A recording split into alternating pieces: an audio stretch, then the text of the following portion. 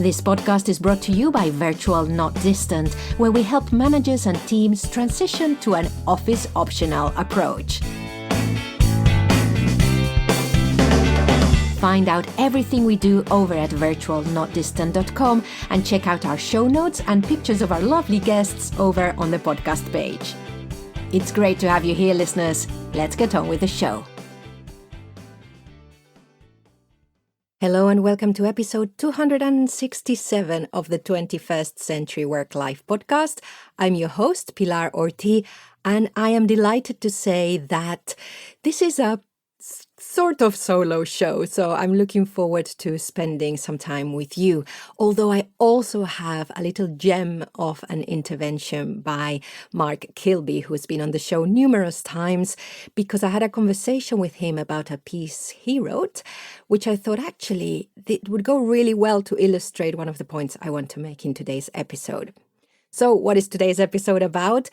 I have based it on an article I wrote for our blog over at Virtual Not Distant that I wrote in October 2020, which is all about what I see are the key mindset changes for managers when they start to lead remote teams rather than co-located, fully present in the office teams. And I suppose by remote, well, there is that old saying, if one person is remote, the whole team is remote. Because I am as remote as you are. If I'm from home or somewhere else and you're in the office, we're still remote. So I do recommend, and many people recommend, if you have a team which is hybrid, so some people are going to be working in the office, some from somewhere else, the home, a co-working space, another office location, treat the team as remote and treat your office as one more place where things happen in your team, as well as the online space. So that's my big mindset change as well, is to start thinking about, regardless of whether we're using the office or not, we're still a remote team if some of our people are not with us all the time. So just quick housekeeping, virtualnotdistant.com to have a look at the extended show notes, and you can find information about our company there as well. Let's start. So this is an article, as I say, that I wrote in October 2020, and it was included, to my delight, which is why I thought, okay, maybe there's something that's resonating here. It was included in the Best Agile Articles 2020. So we'll put a link in the show notes to that. And I thought, well, if it's good enough for them, if somebody recommended the article and if a few people said, yeah, it's okay, the Agile community for me, they've always been at the front of developing ways of collaboration. So for an article about the mindset of the manager to be resonating with them, for me, meant a lot. I'm not part of that community, but I do have a lot of respect about how teams self-organize, how they view the work, etc. So anyway, I'm going to go through the article and comment on the aspects as I go along. And if you want to read the article, it's on our blog, October 19th, 2020. It's called Key Mindset Changes for the New Remote Manager. So I'm just going to take you, first of all, really quickly through what the 5 points of the article are. Adopting a coaching mindset, embrace delegation, avoid interference, make friends with your technology, get intentional, and don't make yourself indispensable. So these are the 5 things that I'm going to be covering. So what about it? Let's go.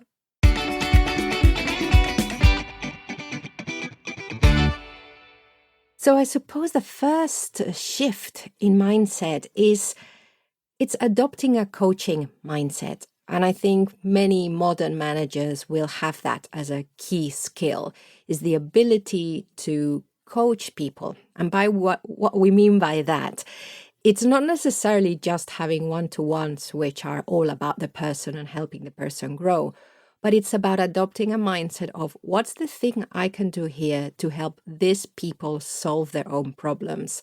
How can I help this person organize the work themselves? How can I help them to find solutions to problems on their own, or at least take action, be proactive in it, rather than, oh, let me solve the problem for them, because it's much quicker.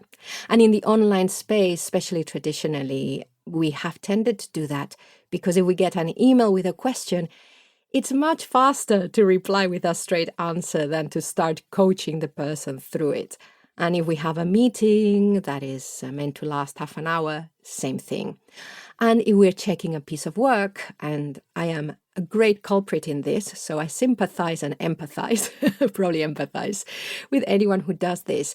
If we're looking over a piece of work and giving feedback, it's much easier to say, oh, this would be better if it were done like this, rather than how could this be improved, or how could you make this clearer, etc. Especially during the pandemic, work has increased, workload has increased. So there might have been a temptation to be even more directive without even realizing it. And some people will have needed that, will have wanted, I don't want to think about this by myself right now. Just tell me what to do or tell me how to improve it. Moving forwards to make remote work sustainable, to make the most out of the space, we do want to think about what are the sort of things we can be doing to help our team members just improve and be better professionals, better people. How can we help them to do that? This is about, well, it might involve taking the time to have a conversation with someone to think through their next actions, as I was saying, rather than telling them. And if you share time zones and schedules, this is probably best done in real time. But of course, you can also find ways of doing it asynchronously in non-real time. And it's also, as I was saying, taking the time to ask questions that will help a person think through a problem and design their own solutions. So sometimes, and this is where it becomes tricky, sometimes the solutions they come up with are not what we would come up with. So again, it's having the humility and openness to allow them to try things out that might work for them, that wouldn't work for us. Of course, sometimes huge red flags might come up in how they are approaching their work. And again, like always, this is not a black and white thing. We need to be moving between leadership styles. But the coaching mindset works best. And again, this is not just about the one-to-ones conversations where we are really taking the time to coach, but everyday interaction. Every single interaction, think to yourself, what's the best way of approaching this? And is this a coaching moment? Management Futures, which is a company that I worked with at some point and which I highly admire, they train coaches, and they have a little book called, I think it's called The Little Corridor Book of Coaching. It's a really small book. It's about how can you turn very short interactions into coaching moments. So I recommend you have a look at that if this is something you want to look at. All right, so that was number one. We're going to fly through these, she says, when it's never the case in this podcast. We don't have short episodes. The second one is embrace delegation and avoid interference. And this is something that I struggle with, both as a person when I'm in a team or the manager or whoever, because I do want to know everything that's going on, and also as a virtual not distant practitioner. Because one of the things that I encourage teams to do and encourage managers to do when moving to the online space is to adopt the principles of visible teamwork, which are about making as much of the work visible to everyone, which includes the workflow, conversations, learning, thinking. But this generates a lot of content online. And if we are leading the team and we are curious, like me, or we are a little bit of control freaks, like me, then there will be a huge temptation to want to know everything and want to interfere with everything. So that's a skill. It's both a mindset and a skill to know what to pay attention to know what to focus on, and what to know that not to even pay attention to, and say, they're having that conversation, I'm not even going to read it. Because if you're thinking back to the office, you can't be on top of everything. So we want these open conversations to be of benefit to the team, to the work. We want the open workflows to be of benefit to the team, etc. But that also means that we need to take a step back. So again, interesting. We do have a blog post all around this. It's quite old, and it's also in our book, Thinking Remote, which is a collection of blog posts. And this article is called The Dangers of Working Out Loud. And it's all about this. So I refer you to that blog post if this is something that you might be thinking about.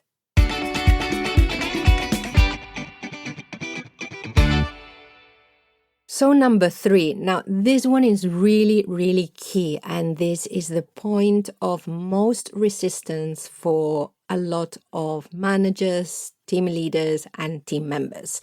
And this is make friends with your technology. Many people, I talk about visible teamwork. I introduce them to all these wonderful ways of using the tools we have at our fingertips, asynchronous communication. So how can we use the online platforms to stay connected, aligned? And many people say, oh, that's too much about the technology. Yes, but that's the main difference between being in an office, in the co-located space, and being away from each other and only having technology to communicate through. So I think this is a real mindset shift, and it doesn't mean that we don't have real-time conversations. It doesn't mean that we don't talk to each other. It doesn't mean that all we do is interact through the platforms, but it does mean that we know what kind of things we can do really well in the online space, and we know how the technology, the tools we have can help us to have some of those interactions that otherwise are not going to happen. They're not going to happen. So this is interesting. And it's also about understanding what's there and understanding what we don't want to use, but really because we've thought through what we need rather than, well, that's too much. It's really about understanding our ecosystem. So there's some very basics, which are just practical things that we need to know and learn how to do. One, for example, number 1 is master your notifications. If you do start to use the tech for communication and collaboration, you will generate a lot of noise if you don't adjust your notifications, whether that means turning them off. I turn them off. Honestly, that helps me because it gives me control over communication. But some people need them because otherwise they're afraid of missing messages, and indeed. So it's about adjusting what works for you, especially your email client. If you're using email, either internally or externally, do you know how to schedule a message, for example? So if you want to send a message at 8 o'clock at night, but you think it's not the right time, schedule them. Schedule your email so they go out at another time. Or if you absolutely have to send an email to someone, but you think they're going to think it's a bit weird to receive it now rather than in a few days' time, schedule it. Use the tech. And then learn to communicate clearly and succinctly by text, which I mean by typed, by the written form. Asynchronous communication gives everyone the flexibility when communicating, but if they read your message 4 hours later and they're still missing information or clarity, then the conversation is going to draw out for days. So it's really about being thoughtful and mindful when we are engaging when the written text online. Pay as much attention to anything that is asynchronous, any text messages. Pay as much attention to that as to conversations, because there's still information, and spend the time replying, etc., however you're working in your team. Of course, the more technology evolves, the more it will give us access to different forms of communication which are not just text. So again, think of that. Think how technology can help you to transmit more of you, the person, to other people, and how it can help your team. So we might encourage doing sketches by hand or drawings, taking a picture, uploading it to the platform, or using that as email, recorded audio, all the things that we talk about all the time here. But it's really about thinking, we've got this tech, how can we best use it? What are we missing? Can the tech help? Rather than, let's use the tech for everything. So, and that is part of friendship. Make friends with your technology. It's part of knowing what friend is best for what thing, and when can I use that friend for that thing. Use is a terrible word when we talk about friendship. Now, one other aspect, and this is where I'm delighted to now bring a different voice into the conversation. One other aspect we have. So in using technology within our team, sometimes we have access to data about how the technology is being used. And I'm thinking of this at a very, very light level. So I'm not thinking about tracking software where we see everything that the person is doing. I'm thinking more of analytics. So for example, if you use Slack and if you are the owner of that space, you can see what kind of percentage of messages are happening in open channels, so channels that are accessible to everyone in the workspace. And I'll just define. So Slack is like Microsoft Teams, big messaging platform. A workspace is Slack. So we have a virtual not distant Slack, for example. That's a workspace, and all the different segmented conversations within that are called channels. I'm making this distinction because I hear a lot of people refer to a Slack channel as the workspace. So wanted to make sure that I'm being clear with what I want to say. So you can see when you look at the analytics, what percentage of the communication is taking place in open channels, how much is taking place in private channels, and how much is taking place via direct messages. So now, of course, we have this whole conversation about should we be looking at those analytics? So that's another thing that we need to either become comfortable with if we think, well, actually, it could help us, or it can give me some information that I need. Or we can say, well, I don't think that we should be looking at that, so let's not look at that. Or actually, I'm very happy to look at that and then share the information with the team. So again, it's understanding technology and really deciding how we want to use it rather than sometimes just rejecting something because it's something we haven't had time to think of because we might not have experienced before. So some of this stuff is very, very new to some people. So as I said, I'm delighted now to invite onto the show Mark Kilby. He's an agile coach. And the reason why I thought it'd be really good to hear from him, well, I've known him for a while, and he's always been all about getting teams to work well together. Mindful leadership. In fact, he's an advocate of servant leadership. His practice is all about team self-organizing, about collaborating in the open, etc. And he's got a great book, From Chaos to Successful Distributed Agile Teams, which he co-authored with Joanna Rothman. And it's great. And the reason why I'm mentioning the book, as well as that it might be of interest to you, is that it just shows how much he's been thinking about this stuff. So I thought it'd be great to bring him on. How I picked what to talk about is I'm subscribed to his newsletter, which you can subscribe to over at markkilby.com. And he tells an anecdote about two friends actually, or two contacts who came to him with a very similar problem. And I thought this is really interesting. It's specifically about collaboration in platforms like Microsoft Teams and Slack. But actually, the principles of what he's talking about are transferable beyond that also. And they come from real life examples, which is always interesting. It's not just about the tech. We talk about broader leadership principles also. So I just need to mention that we'd start to talk at the beginning about chart analytics. So here we go. I hope this is interesting to you as well.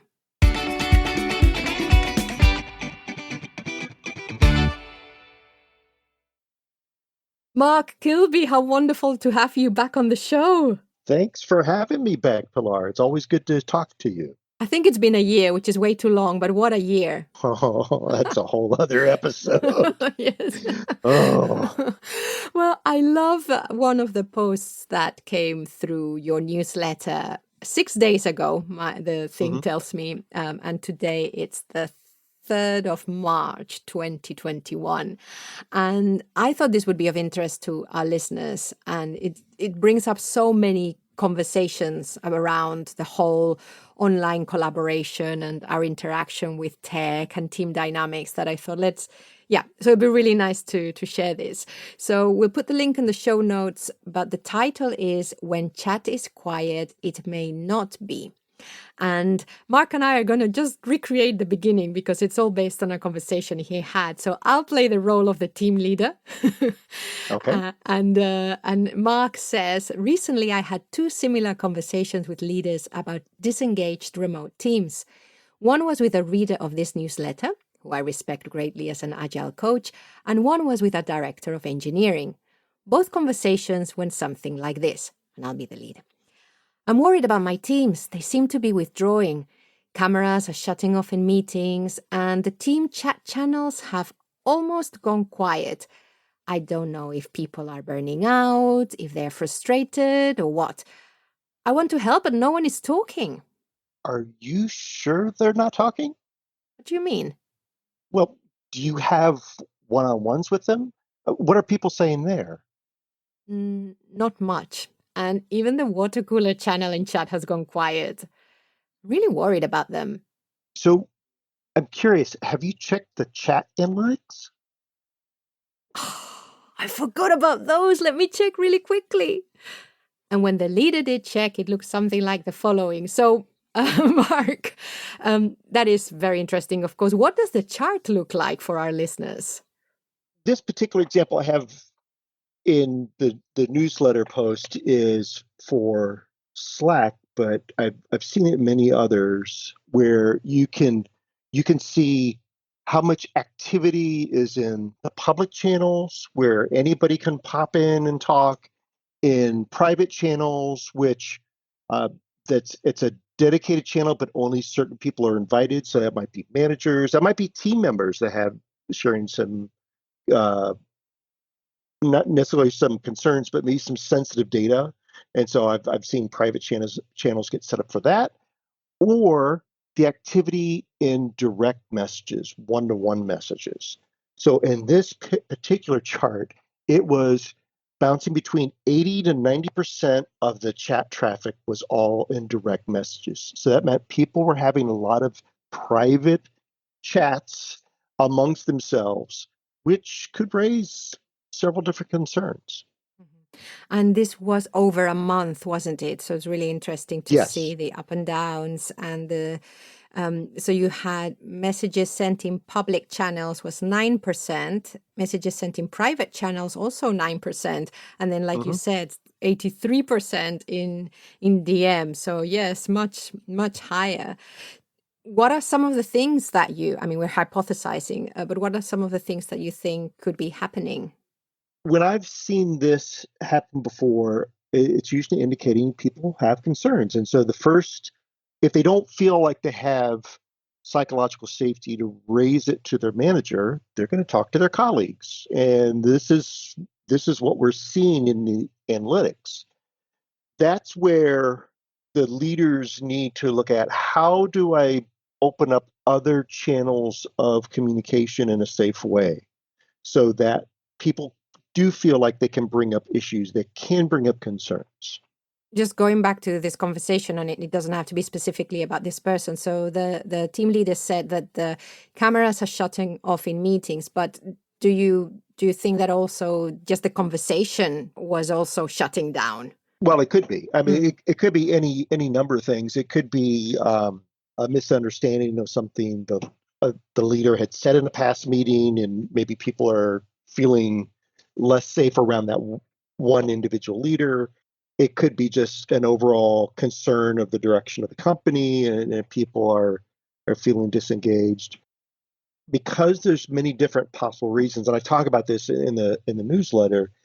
It's, again, how can you open up other channels? Because obviously they're not sharing it in chat, they're not sharing it in meetings because the video's going dark, and they may be engaged, they may not be, but they're not feeling safe enough to even show their faces in meetings.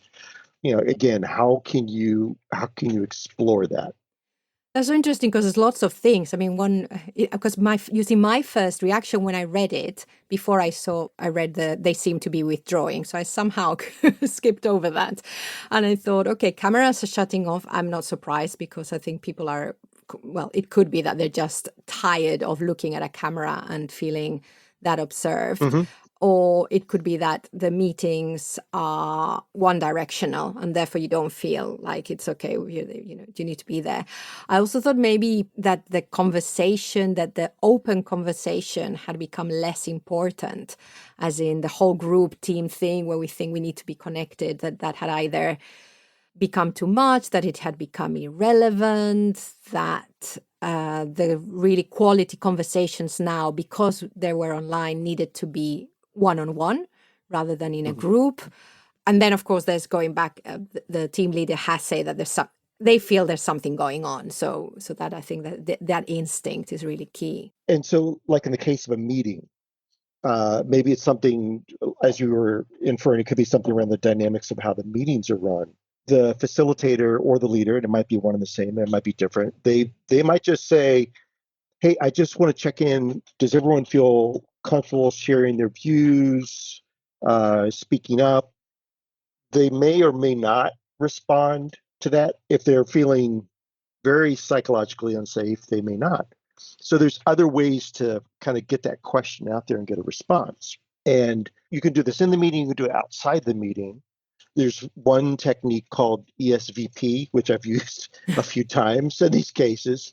It's explorers, shoppers, vacationers, prisoners. That's what the ESVP stands for. I don't know if you've come across that one before. No, I haven't. Tell us. Yeah. So basically, either you can send it out as an email and do this outside the meeting, or you can do it at the very beginning of the meeting. But the point is to make it anonymous. So you don't reveal who responded certain ways, but you ask them, okay, for these type of meetings or this meeting we're about to start, are you an explorer? You're happy to get anything out of the meeting? Are you a shopper? You're happy to get one good thing out of the meeting? Maybe you're a vacationer and you need a break, and maybe that's why you're turning video off. You need to just step away from your work. Or are you a prisoner? Are you forced to be here and you really are not finding value in the meeting? And you let them vote anonymously. So I've done that, asking people if I'm not the leader but I'm facilitator. I'll ask them to direct message me in chat, and I'll just kind of keep a tally of the E's, the S's, the V's, and the P's. Or you could do it as a survey, but I wouldn't do it anything very heavy, because it's just, as long as people feel like they can safely answer that question, and then you look at the results and say, oh, we're seeing a few prisoners here. What do you think is going on? That allows them to reflect on the dynamics of the meeting and maybe give some ideas and realize, oh, you're asking how we can change this. We might engage a little bit more. So I've done that approach a few times. You could take that into the broader team conversation also. Mm-hmm. And also it could also be something that, as always, if we can set that up as something that's regular and not only something that we do when something is concerning us, it'd be really interesting as a pulse-taking exercise. Yes. Of how you feel within the team itself. Do you feel like an explorer? Do you feel like a prisoner? Mm-hmm. I really like that. Yeah. And I really like the question of what do you think might be going on, rather than, okay, who said prisoner? Why did you say that? Yeah. No, don't do that. Don't do that. Yeah, right. So that's really interesting. And do you think, I mean, we can go into some of the other things that you've got in the post to consider, but one question I have for you, would you share the analytics also with the team and say, hey, I've noticed this? Or will it just make it like it's a bigger problem than it really is? It depends on if you have what your hypothesis is, what the problem is. Mm-hmm. So if you have a hypothesis people aren't feeling safe, I might say, hey, I was concerned what I was seeing with not much happening in chat and people not really engaging in meetings. So I took a peek at the analytics and I saw this. And I'm just curious, I'm seeing a lot of private chats. Are there concerns there? And that may get some people to open up. That may get some people to feel a little more nervous, and then they find other channels to have those private conversations, but not captured in analytics. So that's where I also suggest: do you have members of the team who tend to have a higher level of empathy, and they tend to represent the team? And so they might be some of the ones that are being engaged in those one-to-one conversations. And you might reach out and say, hey, can you give me a hint as to, is there a concern among the team that I need to be aware of? Is there something I can help address? So if you go at it from the stage of helping, then you can usually get some idea of, here's the issues, and possibly with that particular individual who takes sort of a local leadership kind of role, just by their relationships in the team, they might have some suggestions, and you might have some other suggestions or resources available to you as a leader. But if you're coming in to shut down the conversations, guess what you just killed? any hope of rebuilding psychological safety. Yeah, it's so great. I think you say something like some online leaders may say, just shut down the private chat messages, Yeah, which yeah, is really interesting that, well, you're saying that the private chat messages are a bit like the breakout rooms in the physical space, the parking lot, just a place where people have long, quiet conversations. yep. This is really important, that if we see something that we weren't expecting and it's actually the result of a problem and we are addressing it as the cause of the problem, because if you say shut all the private channels, then you're saying that that's the problem, where that is the result of something else going on. It's the typical thing that maybe if you did shut them down and 10 years later someone comes into the company and says, hey, why can't we send private messages? And someone says, oh, well, there was this instance when. Yeah, long ago. Yeah. Yes, yes. And so the analogy I drew was, if you were in the physical office, would that mean you shut down the lounge and the parking lots? Of course Yeah. you wouldn't. That would be silly. Why would you do that? And that's the equivalent of shutting down those private channels. Yeah. So what else? What are some of the other? I mean, you've got another one here, number 3. Yeah. I will say that is probably the most powerful one, and that's, can you show vulnerability as leader? If you have a clue as to what the concerns are, if you've gotten this from some of the team members or that more senior team member that everyone tends to confide in, you might not address it directly. You might say, let's say it was something around layoffs, and you might say, I remember when I was laid off once, and I remember what it felt like, and just letting people know, hey, I was really concerned how I was going to feed my family. I was concerned with all kinds of things. How I was going to pay my bills, and show that you understand what they may be going through. And they might respond to that, or they might come back and say, well, I'm not sure why you're bringing up that story. And that could be your clue that says, oh, so maybe there's something else going on, but I was under the impression some of you might have been concerned about a layoff. So I just wanted to put that out there. But is there something else that you all wanted to talk about? All the quiet was getting me concerned, and I want to see if I can help. I hope they don't turn around and say, does that mean we're all being laid off? Why is Yeah, that on yeah, your yeah. mind? Yeah. It's Yeah. it's it's it's tricky. It's tricky. Yeah. I really like what also strikes me, Mark, is that this is a team that used to have those conversations in the open, and Mhm. there's been that change. And the leader noticed the change in conversation dynamics, and that gave them a clue to something going on. Yeah. And I think that is just keeping an eye out on what is changing, keeping an eye out on what's regular, what's normal, and then as soon as it starts to change, asking why. I will say this because I don't think I stated it specifically in that newsletter. When I dug a little bit more in both of those conversations, neither person was really having regular one-on-ones with the team members. That's probably one of your most powerful tools as a leader, is having those regular one-on-ones. If you're doing weekly, you find that too much, okay, every other week is fine. You go beyond that. If you go to monthly, too many things can happen. So just having some of those one-to-one conversations for people who report to you. The other variation of that is the skip checks, where they may not have a one-to-one with you, they may have a one-to-one with your manager. It's another way to just kind of get some feedback on where things are. But those little checks can be better than pulse surveys or anything else. It can really help understand before things go quiet, before trouble brews, that you're starting to get a sense of people have concerns. And I think sometimes we're so afraid that the team spirit will go, and we're trying to do everything so that the team is connected as a unit all the time. And Yeah, actually, the yeah. strength of one-to-one conversations and one-to-one relationships, yeah, it's really important, especially if there are concerns and things going on. Because I think a lot of the time as well, it might not even have to do with psychological safety.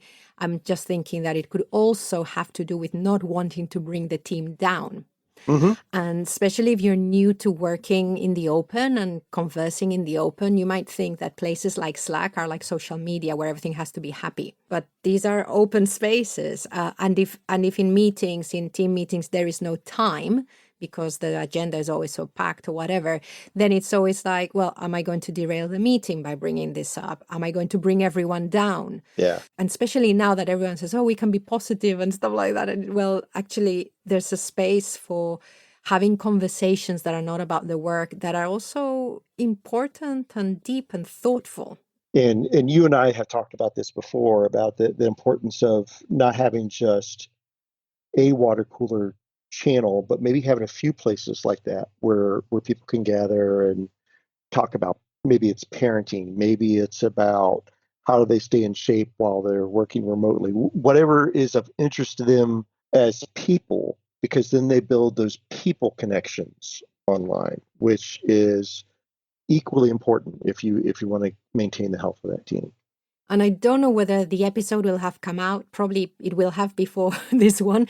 But I have a whole episode I'm recording tomorrow with Maya about the fact that social interactions are not always about fun. Mm-hmm. That we have to understand that the workplace, when we're all together, offers a range of social interactions.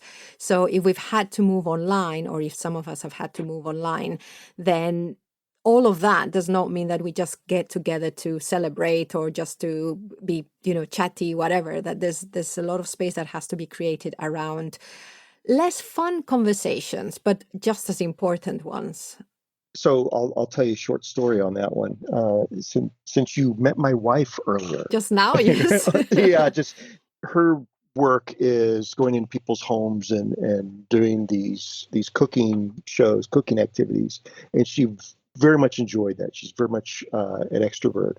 Of course, with the pandemic, she had to figure out a way to move online, and her goal was helping people understand how they can still make meals when there were difficulties in some of the grocery stores and getting certain kinds of food and stuff like that. And so every day for the first several months of the pandemic, she was getting online and saying, okay, here's what I got in the kitchen today. Here's how I'm going to throw it together. As myself and my son were helping her, we kind of decided for her we need to show that there's also chaos in our house. And so as part of that chaos, the cats would be walking behind her in the kitchen, and my son would be dancing around in the background. And the responses we got from people was, we appreciate that because we realize the chaos in our own homes is normal. So just showing that, yeah, it's not perfect here either. We're having issues. Things break, light, power goes out. We've had all kinds of issues when we've done some of that filming, but people appreciated that sense of normalcy.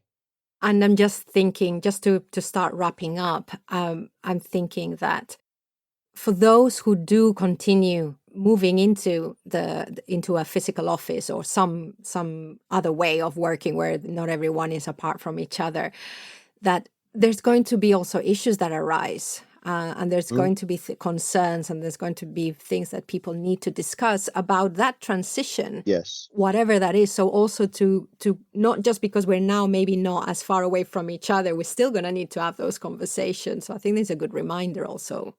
Yeah. But there still might be separation around, who's had the vaccine so far and who hasn't. Yeah. So, and so there's other kinds of separation that we're going to have. And I think before the call, I was talking how I don't even really like the term remote because it puts a bias in people's minds. Oh, I'm here, but you're remote. I wish we had a different term. Yeah. That bias is, you've got to be careful of that because it can create some difficult dynamics, especially when you're getting into these hybrid situations where some are in the office now and some are not. So there you go, listeners. I hope that was an interesting anecdote for you and that you got some other things from our conversation. Again, as I said, not about just how to use analytics if you have a collaboration platform, but also just how to start looking at what might be going in a team where something has changed. and the team dynamics have changed, and you just feel, even at a distance, you feel that something's not right. So I hope that's helped in some way. Mark's website, which I encourage you to go and read the blog, is markkilby.com, and Kilby is, so Mark is M-A-R-K, and then K-I-L-B-Y, and his book is From Chaos to Successful Distributed Agile Teams. So you can sign up to the newsletter.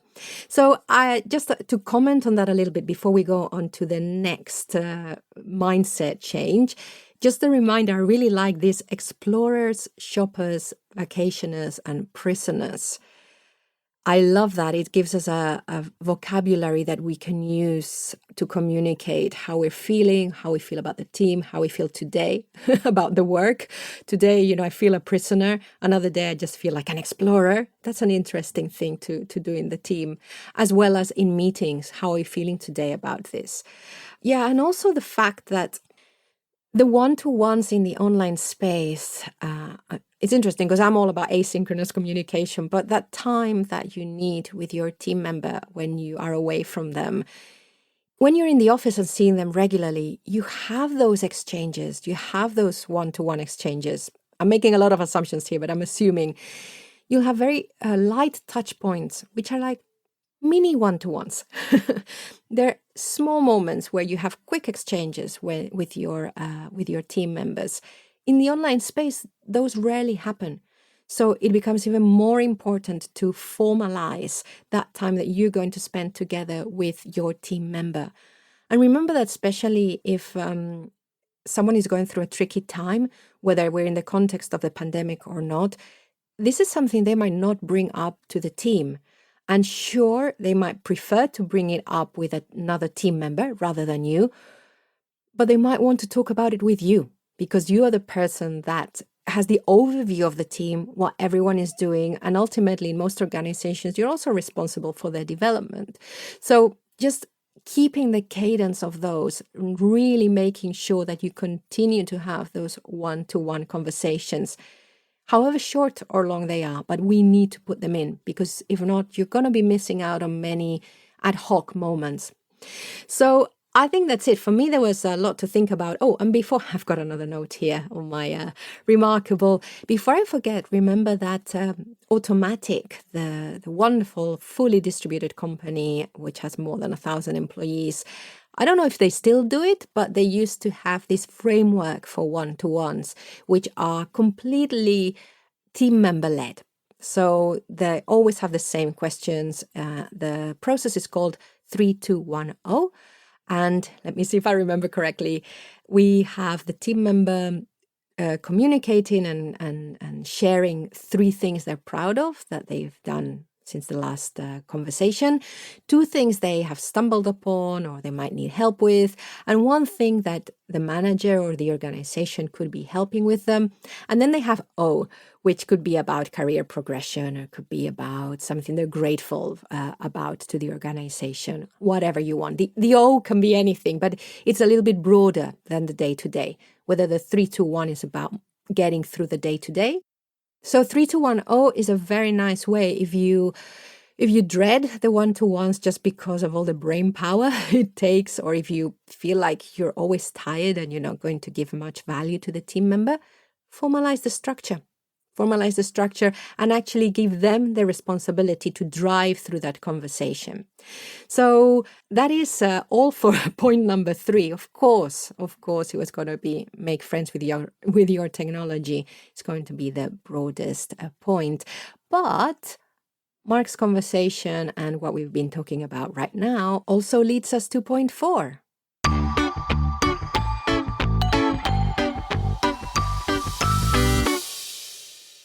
Point 4 is get intentional. So you know where I'm going with this. It is all about the fact that we need to plan for interactions in the online space.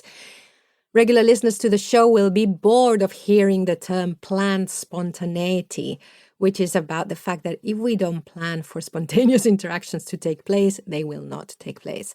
So We've talked about virtual coffees. We've talked about random pairings of people across the organization, and just paying attention to where are the moments in your online ecosystem for spontaneous interaction. Apart from that, it's really about making space, like we were talking about the one-to-one, being very deliberate about the kind of conversations we are having. For example, if you want your team members to check in with each other regularly, but do not have to drop everything else to have a meeting at 9 o'clock every day, then you're going to need some other process that communicates either the context or the availability or how they're doing in general. So you can't rely on real-time communication for this all the time. But unless you have a process for surfacing that information, it's not going to happen. And the same as learning experiences and learning conversations. Have a way of doing them, decide on a way of doing them, suggest something to the team if they don't have time to think about it as well. So we could have an open document like a Google Doc where whenever we learn something, we go there and write about it. And then whoever wants to see what their team members have been up to can just access the document at any time, or a Slack channel or a Microsoft Teams channel. It doesn't matter, but you need to be intentional about surfacing some of the things that are in people's heads. That yes, if you're together all the time, whether it's on video or in the office space, these things just surface and they happen. In the online space, they won't. And the other thing I would like to point you towards, which is not in this blog post, is the episode with Chris Coladonato, which was earlier on in the year, which is all about deliberately and intentionally building our relationships.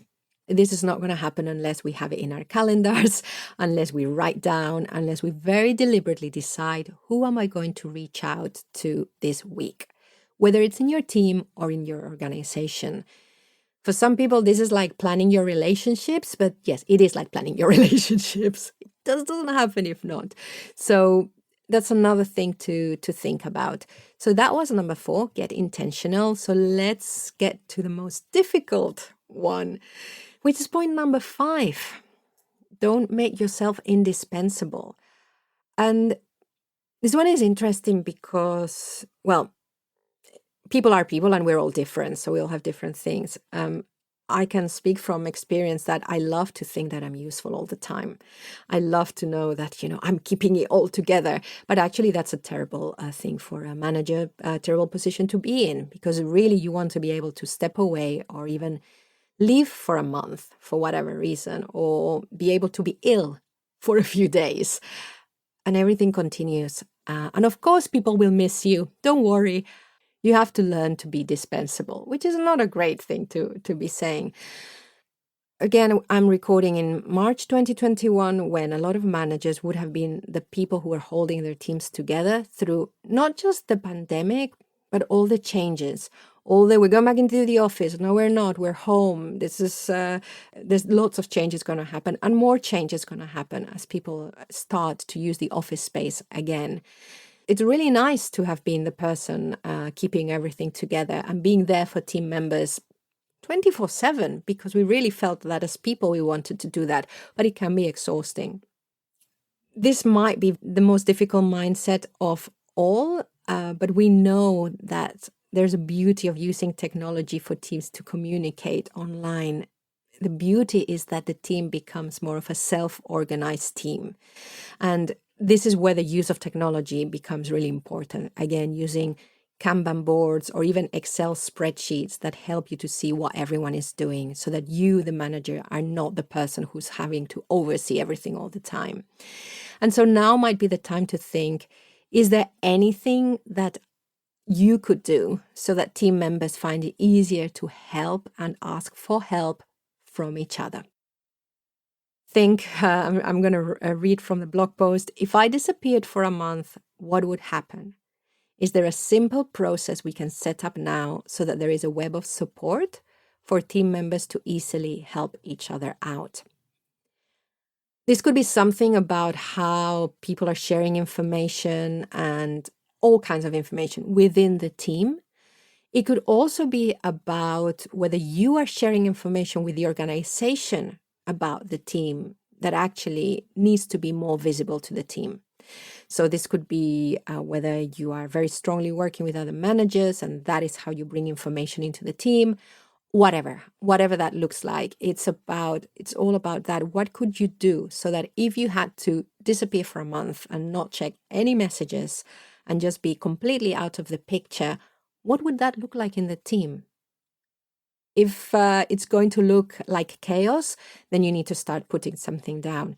If you're thinking, actually, it would be quite good, but maybe if we did this one thing, it would be even better, then you're in a great position. And of course, ask the team. I think this is a really good opportunity for communication, for people to start tracking when they are turning to you rather than their team members, and whether that's how they want it to be. They might have a great relationship with you and love you and always want to interact with you, but actually they might realize that they shouldn't be talking to you, they should be talking to someone else, or they should be talking to someone else in the organization. So I'm going to leave this with you for now. Just a recap. Do a recap. I always forget to recap. The first mindset is about adopting a coaching mindset. So what could this moment be a coaching moment? That question at the front of our minds. 2 is embrace delegation, avoid interference, which becomes more difficult when we adopt the principles of visible teamwork. Make friends with your technology. Talked a lot about that. Get intentional. Talked a lot about that. And finally, the most difficult one, don't make yourself indispensable. So what next? Well, regardless of where you are in your relationship with remote, so whether you're looking at ways of making remote teamwork sustainable, or if you're looking at how to work on it as a hybrid team, so some co-located, some somewhere else, I invite you to use the above points to help you plan the next few months. Even if some of you are gradually returning to the workplace, remember what I said right at the beginning. Continue to think of yourselves as a remote team, which will help to avoid the divide between those who are in the office and those who are not. So always be thinking that. What can you do? What can you begin doing as your team's leader? Or what online communication practice can you adopt as a team? And more importantly, what behavior, actions, or practices should you stop doing that are getting in the way of your team adapting to the online medium? So, thank you very much for your attention today.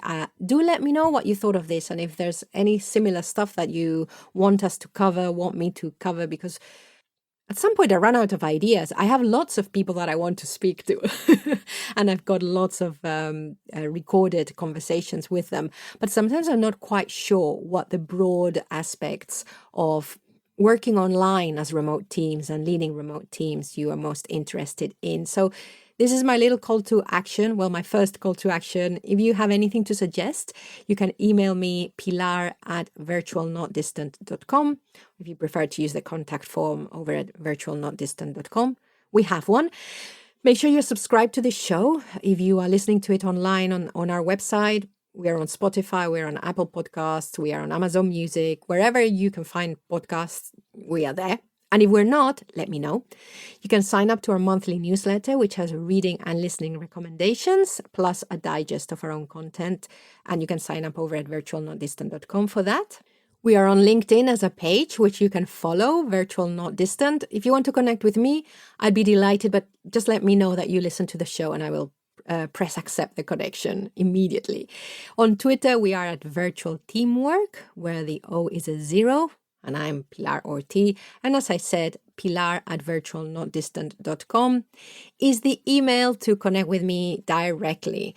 Well, again, thank you so much for listening, because now there are so many great podcasts, not just about the world of work, but even about remote work specifically. So I'm delighted that you decided to spend probably what will have been almost an hour with myself and Mark today. So thank you for listening.